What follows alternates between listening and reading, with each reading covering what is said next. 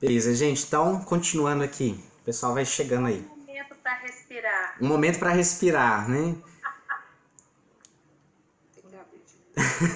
A coisa é feia. Quando a gente começa a ver as coisas de verdade.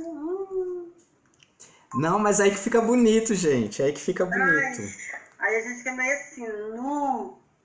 Mas somos ou não somos especiais? Gente, então olha só.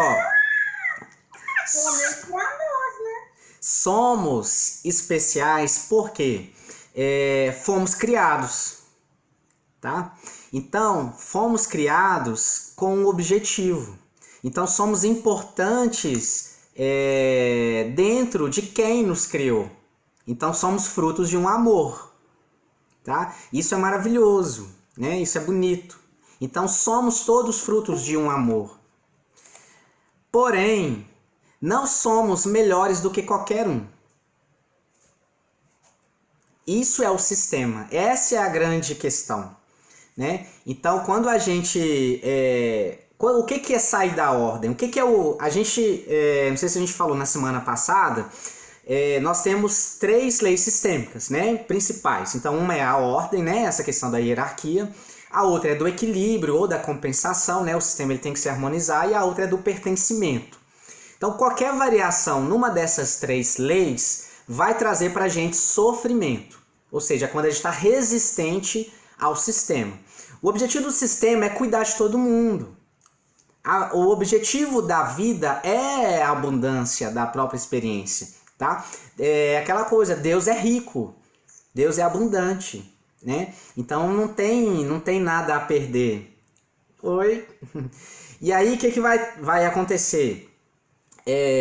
Quando a gente sai, a gente desequilibra o princípio da ordem. O que é a ordem? Tudo tem o seu lugar. Nada é melhor ou pior do que o outro. Tudo tem sua função. E aí eu chego lá e falo, eu acho que eu sou melhor.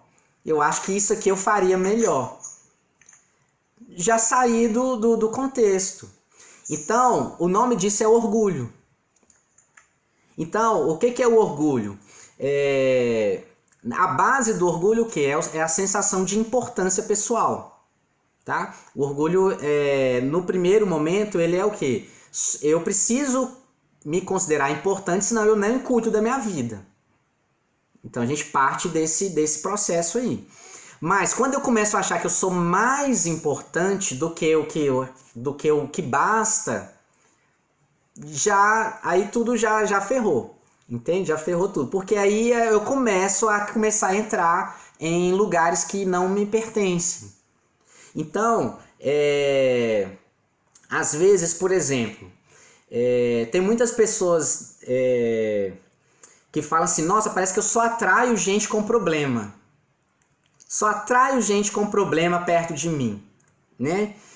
Mas o que isso quer dizer? Nada está errado no sistema. Então o que está acontecendo ali? Se eu atraio muita gente que só tem problema, o que eu estou ganhando com isso? A gente tem que fazer essas perguntas. O que eu ganho com um monte de gente problemática perto de mim?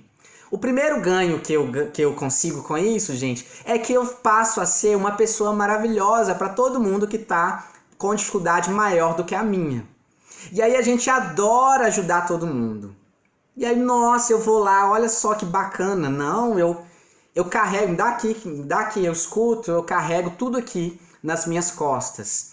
Então qual que é o ganho no fundo disso? A gente passa a ter o quê? Uma reputação muito boa, né? Então, por exemplo, um tá lá e ele vive ajudando todo mundo ao redor dele, todo mundo com problema. E aí todo mundo fala, não, Bruno, como que você é bacana, né? Como que você é uma pessoa legal? Como que é isso, né? E aquilo.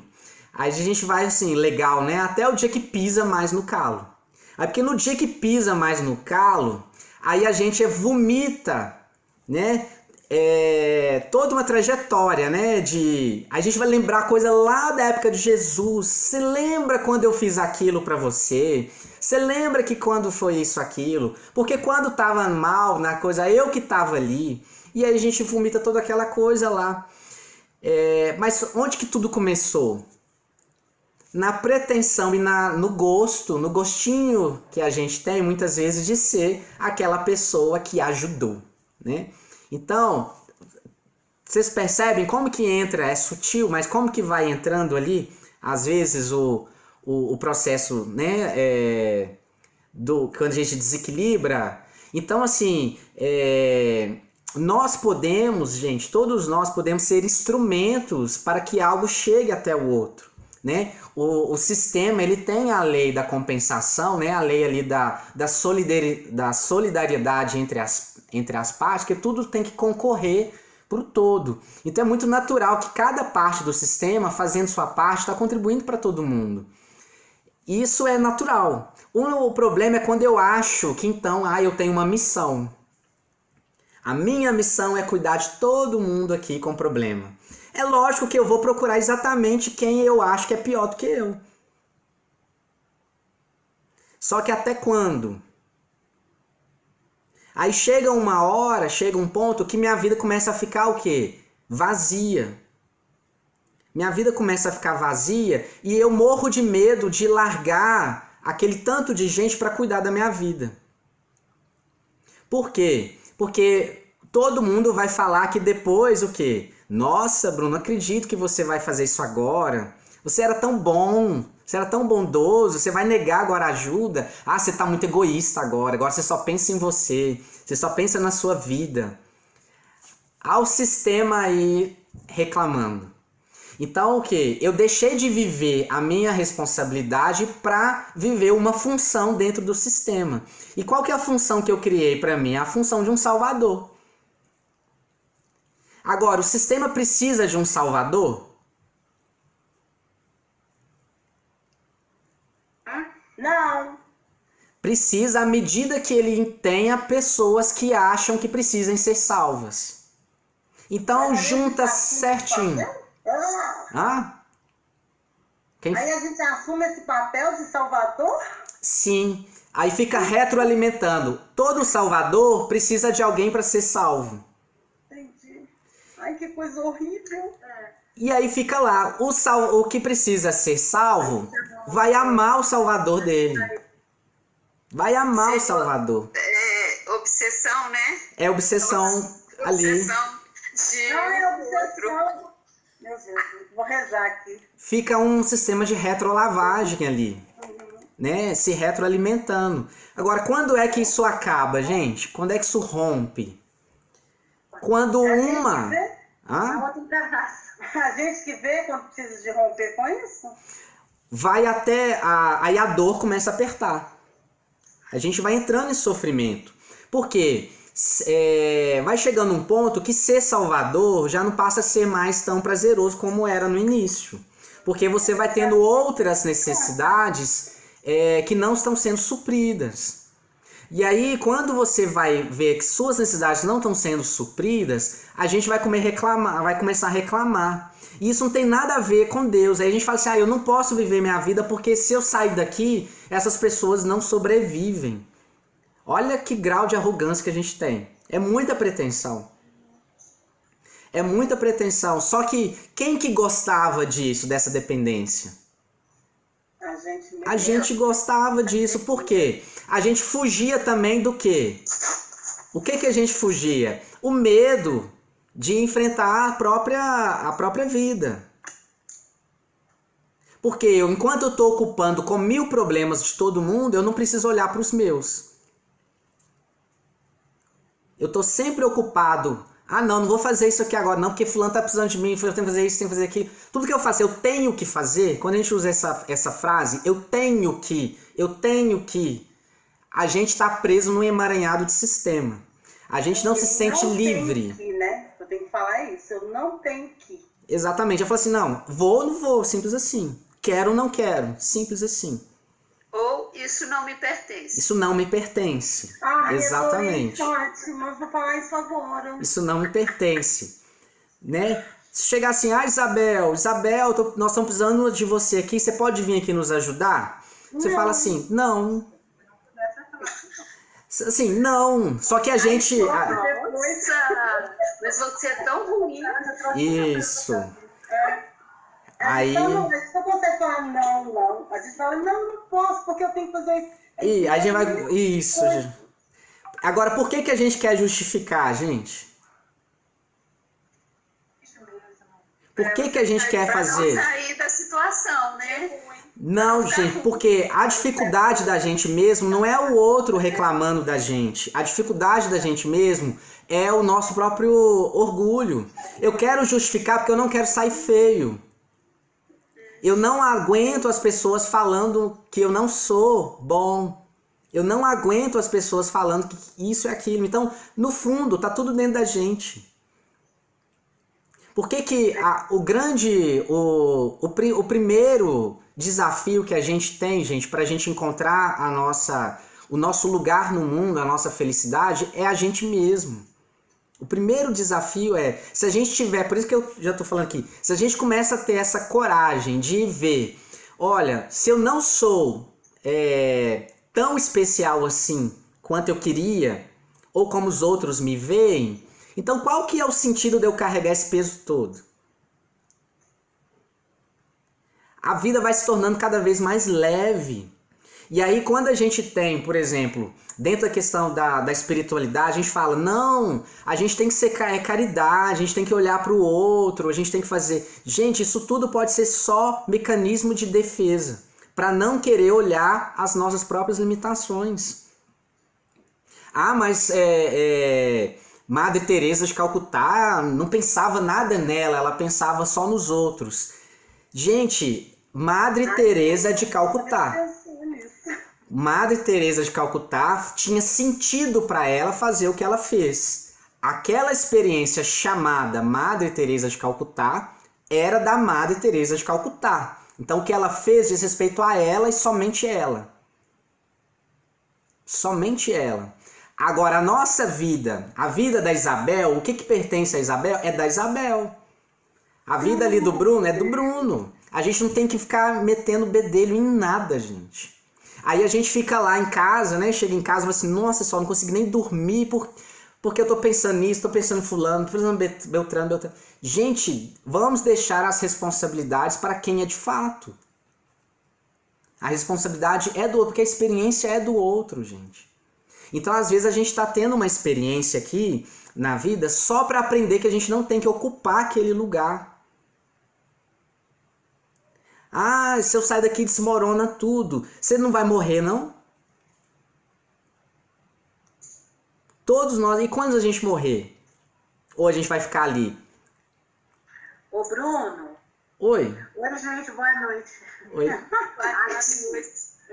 Tá me fazendo pensar muito na questão, é muito parecido quando a gente era adolescente. Sim. Que você está começando a formar sua identidade. Sim, sim. Sim. O nosso ciclo... Eu fico pensando, quem sou eu? Até hoje eu pergunto, quem sou eu? Olha só, o nosso ciclo... Por que a gente tem infância, né, adolescência, juventude, maturidade, né, a velhice, né? De certa forma, a nossa experiência no micro repete, digamos assim, né, expressa o macro também. Então, enquanto um ser, por exemplo, quando a gente vai falar de vida imortal, né, o que é imortalidade? Vocês já pensaram o que é a gente viver de forma contínua? Viver de forma contínua, gente, é dar conta de bancar as nossas decisões de forma contínua também. Aí o que acontece? Graças a Deus a gente vem e morre, para poder sair de cenas pela tangente às vezes. Fala, gente, eu não dou conta de agora sair desse emaranhado que eu criei. Então tá, vamos começar de novo? Bom, corta você morre, né? Entre aspas. Vamos de novo, reinicia o jogo. E aí para você tentar desde o início fazer diferente, mas num outro cenário, num outro contexto. Mas a tendência vai ser o quê? Eu tentar às vezes repetir a minha zona de conforto. E o que é a minha zona de conforto? Ficar ali vivendo problemas de todo mundo, para não viver o meu. Então, assim, a ordem, né? Entender a nossa ordem no sistema, na nossa vida, é aprender a nos responsabilizar pela própria vida. A primeira coisa que a gente tem que fazer, sou eu responsável pela minha própria vida. O que eu ganho, o que eu perco é da minha conta. As minhas delícias, as minhas dores são da minha conta. E isso, gente, é muito mais profundo do que a gente possa imaginar. Porque é bancar. Então essa coisa do ego, o ego ele é muito mal entendido, gente. Só um ego forte que dá conta de bancar. Que dá conta de falar aquele não na cara do outro sem ter que explicar. Não. Aí todo mundo falando o contrário. Não. Quando a gente não tem um ego no sentido de bancar isso, a gente vai pelos outros. Oi, gente, desculpa, tal, tô aqui de volta. Vamos lá, o que vocês estão precisando? Pois é, Bruno. Isso me lembrou a nossa amiga lá que falou: vocês têm coragem de se chamar de filhos da puta? Exatamente. Ter a coragem de se chamar de filhos da puta. Ter a coragem. Porque é bancar. Não, a gente não quer se chamar de Não, mas todo mundo quer ser bonzinho. Ela faz tudo que eu peço. Isso. Então, gente, o primeiro preço para a gente começar a viver de verdade é desagradar os outros, tá? O primeiro preço. Então, quando a pergunta foi lá, a gente tem que seguir a hierarquia? Depende, tá? Seguir a hierarquia é respeitar a hierarquia. A gente precisa entender muito isso. Só que eu respeitar a minha hierarquia não quer dizer, muitas vezes, eu ser complacente com aquela mesma ideia. Mas aí eu tenho que bancar a minha ideia fora dali. Então, se eu estou dependente do outro, se eu tenho algum tipo de dependência do outro, eu não posso colocar o dedo no olho, na cara dele, não. Eu sou dependente em primeiro lugar. Então, bom ou não, ele me banca. Bom ou não, eu tenho que me colocar no meu lugar. Ah, não gosto dos meus pais não são isso. Uai, você sai de casa e se banca lá fora? Você dá conta? Ah, não dou não, porque não, eles têm que me dar, eles têm que me dar. Não, eles não têm que dar nada. Eles já deram a sua vida. Aí a gente o quê? Não, mas nossa, aí porque o pai do outro lá deu tudo pra ele, deu carro, deu casa, não sei o quê. Aí a gente fica lá na grama do vizinho, né? Não, vira a mesma coisa. E os pais que são, né, que querem só fazer a mesma coisa, não deixam também esse filho se responsabilizar ou aprender a se responsabilizar. Não somos eternos aqui, gente. Ninguém sabe se amanhã vai estar aqui, hoje. Então, qual que é a pretensão nossa de achar que a gente está segurando alguma coisa? A gente só vai, às vezes a gente só passa bastão um para o outro. Só os bastões. Então, uma geração chegou até ali. Para outra geração ir um pouco mais além. A outra geração pode ir mais além, mas se as gerações, né, mais novas não honrar as dores e as lutas das gerações que se foram, é pura arrogância. Porque não se trata deles serem melhores. Hoje a gente vê, por exemplo, só para concluir aqui, né, o nosso horário já findando, mas hoje, por exemplo, tem muita gente falando assim, nossa, que gracinha, olha só,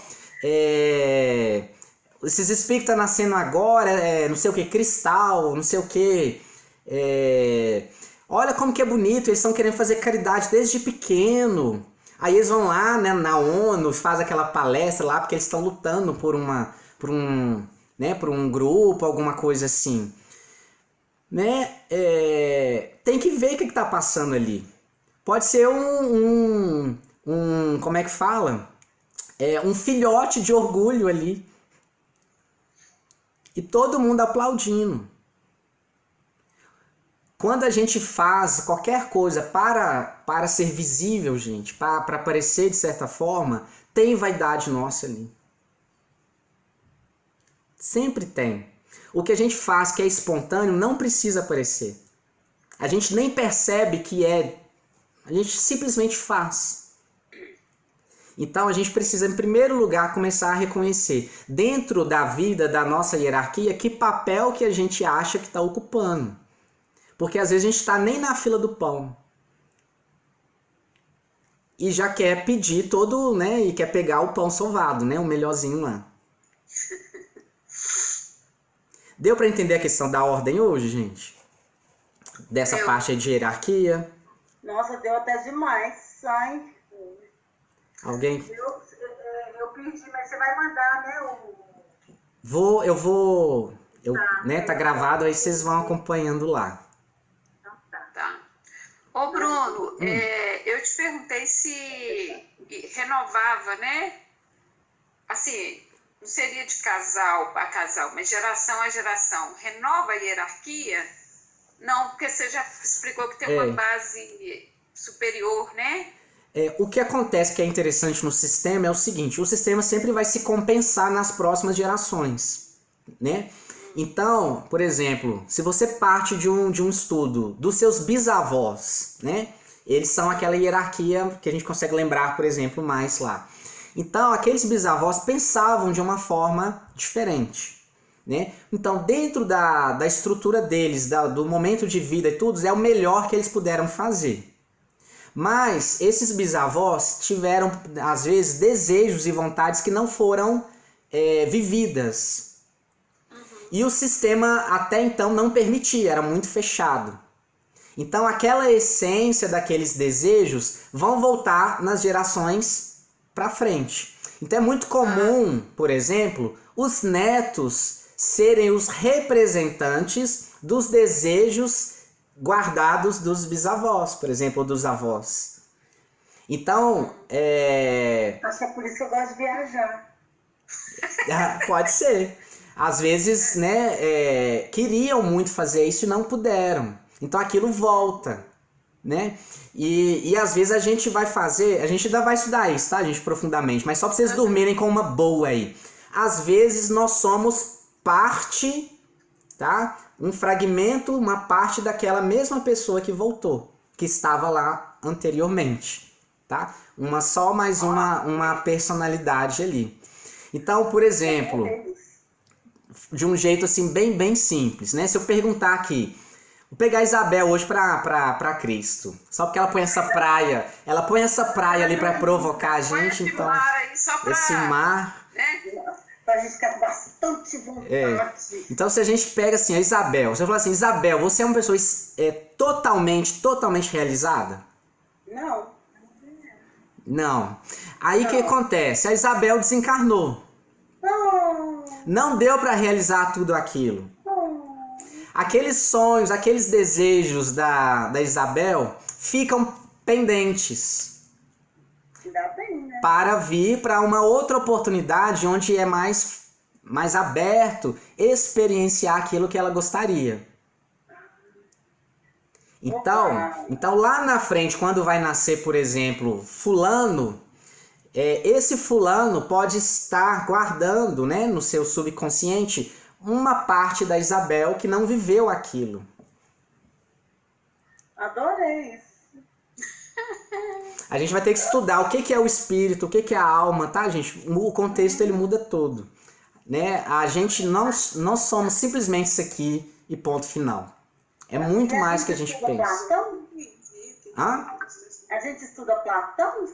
Podemos falar de Platão também, vamos falar um monte de coisa, de Emertídio, de Cabala, de um monte de coisa aqui pra gente tentar juntar tudo aqui, astrologia, tudo.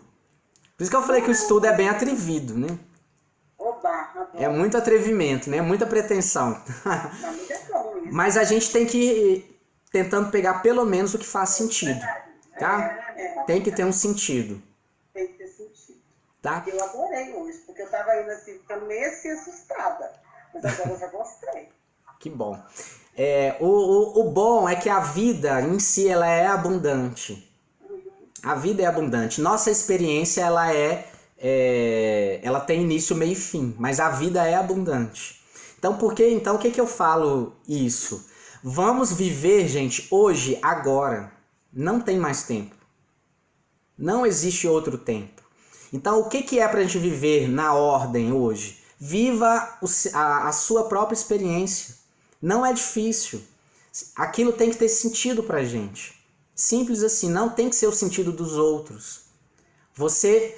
Nós estamos configurados para querer isso ou aquilo. E pronto.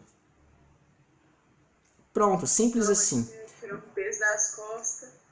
Fecha com a música do Lulu Santos. Vamos viver tudo que há pra É, exatamente. Vamos nos permitir. É, exato. Gente, vocês podem ter certeza, dentro da sistêmica, as coisas são muito mais de permitir fluir do que de reter, tá? É muito mais sobre a gente permitir ceder do que fazer esforço para ser alguma outra coisa. A gente está esforçando muito, mas é para manter aparências, manter situações. Então a gente está indo contra o fluxo. O fluxo, gente, não tem resistência. Uma corredeira vai, simplesmente vai. E a gente fica ali com o cozinho na mão, segurando.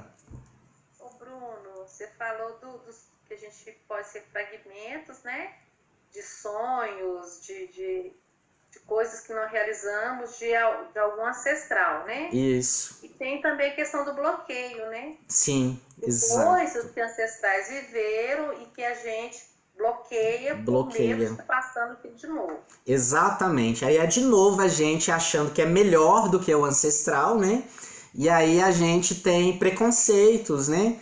Em relação àquilo que vivenciou, né? Aí você leva umas na cara, assim, né? Né? Ali de... Né? Fala assim, nossa, que coisa feia, né? Uma bruxa, né? Que coisa horrorosa. Aí na hora que você vai ver que você tem na sua ancestralidade lá, né? Uma bruxa daquelas, né? Querendo aí manifestar hoje, né? E você lá com vergonha, né? Do que como, Tadinha. né? Feio, né? Olha lá. Eu quero ser bruxa de vassoura e caldeirão. Feio. Exato. Então, os nossos grandes problemas, gente, é isso, é vergonha. A gente não quer passar vergonha. É tudo, gente, é vaidade, são as três coisas: orgulho, egoísmo e vaidade. Tudo se resume a isso. Tudo. Estamos sofrendo, vamos ver onde que eu estou sendo orgulhoso, onde eu estou sendo egoísta e onde eu estou sendo vaidoso. Se a gente consegue sair dessa situação, tudo flui. Ah, eu não aceito que fulano de tal não, sabe? Ele tem que me pedir desculpas. Olha que pretensão.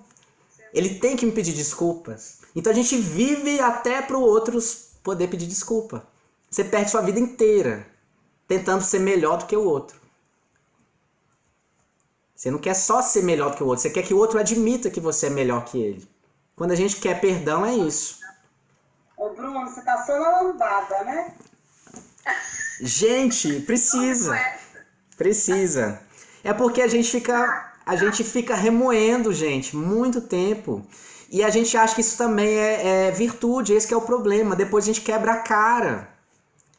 O mundo espiritual, a vida espiritual, gente, só vai existir se a gente já tiver consciência aqui e agora. O que a gente não dá conta de encarar aqui e agora, a gente não dá conta de encarar lá.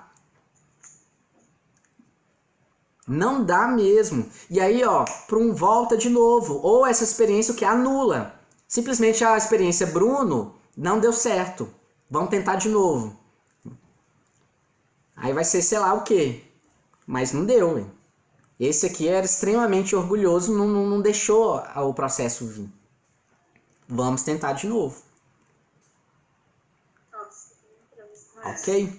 Bom, gente, então fica assim. Se deixar, a gente vai a noite inteira, né? Gostoso, né?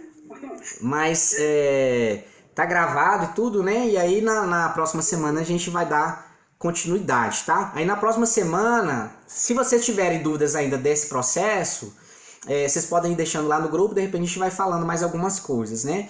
Mas na semana que vem eu já queria entrar num processo mais de aprofundar nas questões da espiritualidade, no sentido de entender matéria, espírito, essas coisas assim, para a gente começar a trazer isso para nosso dia a dia.